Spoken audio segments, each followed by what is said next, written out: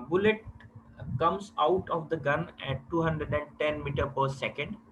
Determine the time interval of the deer getting shot. Okay, now two things are in motion. One, actually three things. One is the car. Okay, it is moving. Second, they are chasing a deer. And third, through a moving car a bullet is fired. So there will be three things in motion. Okay, and we have to correlate all these three together. So speed of the car we shall designate it as VB. So it is 75 kilometers per hour. We will convert this in meter per second. It comes to be 20.83 meter per second. Next, speed of the deer we will assume this as VR. Its speed is 65.8 kilometer per hour. Again we will convert this in meter per second. It comes to be 18.28 meter per second. Next thing, when the bullet is fired, the distance between the car and the deer is 210 meter. It is given here, correct? But when the bullet is fired, bullet is already having some velocity. What velocity? Velocity of the car and velocity of the bullet is same, because bullet is yet not fired, but it is in the car. Someone is holding that gun.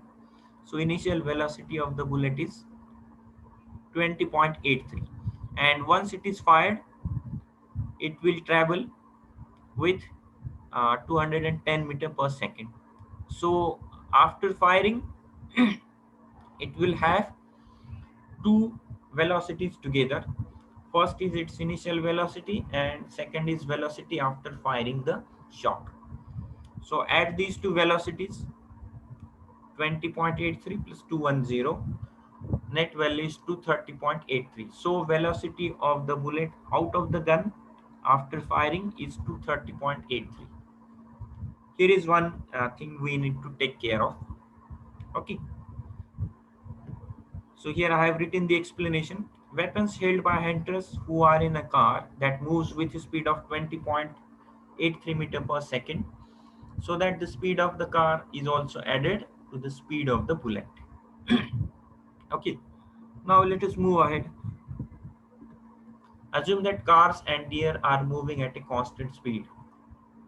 So it is not given in the data if they are stopping somewhere or they are changing their motion. It is not given. If it was given, then our approach to the solution would have been different. So this is one more given data, or that we have to assume, not given data. We have to assume that car and deer are moving at a constant velocity. So next equation will be v is equal to s upon t, distance upon time, or distance is equal to velocity into time. So distance is 210 plus velocity of car. What is xr? Please see. It is distance traveled by deer. Fine. Please correct this. This is 210. Okay, that I have written here by mistake 2010, but this is 210. So this is 210 plus VR into T, which is 18.28 into T. Okay.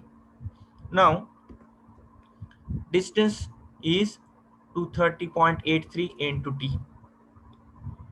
This is the distance, okay, of the I think bullet, because the velocity of the bullet is 230.83. So bullet will travel a distance which is given by 230.83 into T, and this is of the deer. So distance traveled by deer and distance traveled by bullet, they are equal. Correct? They are equal because they are moving at constant velocity. The car and the deer both are assumed to be moving at constant velocity. That is why we can equate these two distances. Now we will just equate them and find out what is time required for bullet to hit the animal. Okay, can you find now the time? 0.988 seconds. Okay, let me check. 0.988 seconds. So approximately 1 second it takes for bullet to strike the